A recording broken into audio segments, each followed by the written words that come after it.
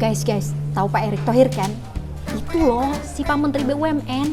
BUMN, perusahaan idaman orang tua kita semua. Tahu gak sih, si Bapak tuh ya mau maju Pilpres 2024 loh.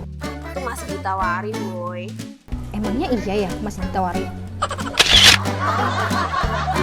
Koalisinya P3 nanti saat ini KIB ya, kita ajukan sebagai capres atau cawapres, setuju nggak?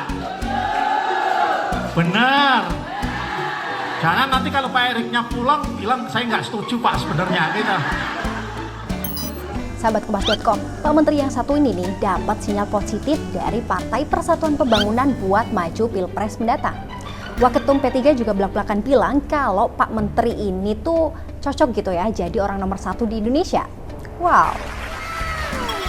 Nyatanya pernyataan Pak Arsul Sani ini dapat respon dari para kader P3 lainnya loh. Terlihat ibu-ibu P3 aja pada tepuk tangan. Cie Bu, semangat banget ya.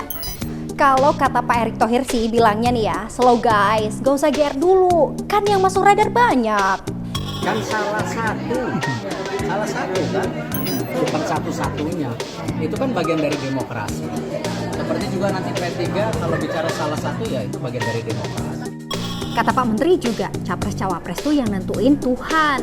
Kan kalau wapres presiden itu yang nentukan Allah. Iya sih. Tuh kan guys, jangan pede dulu, slow-slow lah. Pak Erick aja nih bilangnya bukan cuma P3 loh yang masukin di bursa Pilpres, tapi PAN juga ternyata. Tapi kalau PAN kan sekoalisi ya sama P3. Sabilah ya. Hubungan Mas Erick Thohir dengan Bang Zulkifli Hasan, ketua umum kami, sudah seperti saudara kakak adik. Nah, Mas Erick Thohir ini adalah salah satu figur yang telah ditetapkan di Rakernas PAN 2022 sebagai bakal calon pemimpin nasional di tahun 2024. Nah, jika P3 juga belakangan ini dekat dengan Mas Erick Thohir, menurut saya adalah sesuatu yang wajar. Sebagai partai Islam, P3 pasti sudah menilai bagaimana kiprah Mas Erick Thohir bagi umat dan bangsa. Kalau kata Bang Pangi sih, Pak Erick Thohir ini tuh punya modal besar, makanya bisa masuk salah satu kandidat. Kenapa Pak Erick Thohir termasuk yang cukup potensial sebagai cawapres dibanding yang lain. Di samping memang ada kelebihan-kelebihan yang lain yang artinya beliau sudah cukup populis ya di mata masyarakat dan publik, sentimennya cukup positif, dan kinerja beliau sebagai Menteri BUMN cukup approval ratingnya termasuk cukup bagus. Kalau soal kuda hitam atau tidak, itu akan penting dilihat bukan sekarang sebetulnya.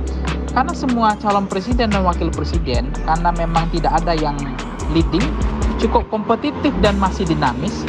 Itu artinya apa?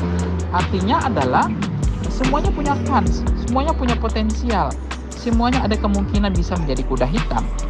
Tetapi yang jelas bahwa beliau punya modal untuk menjadi calon wakil presiden dan bisa dilirik menjadi wakil presiden yang cukup diperhitungkan, yang cukup menjanjikan, dan bahkan bisa menjadi kunci penentu Pilpres 2024. Pak Menteri yang satu ini emang punya banyak pengalaman. Nih ya, Presiden klub Italia ini pernah dipercaya ngurusin Asian Games 2018. Ada lagi, Pak Erick didaulat jadi anggota kehormatan Banser. Wah, bisa lah ya buat tambah-tambah suara. Enggak, Pak?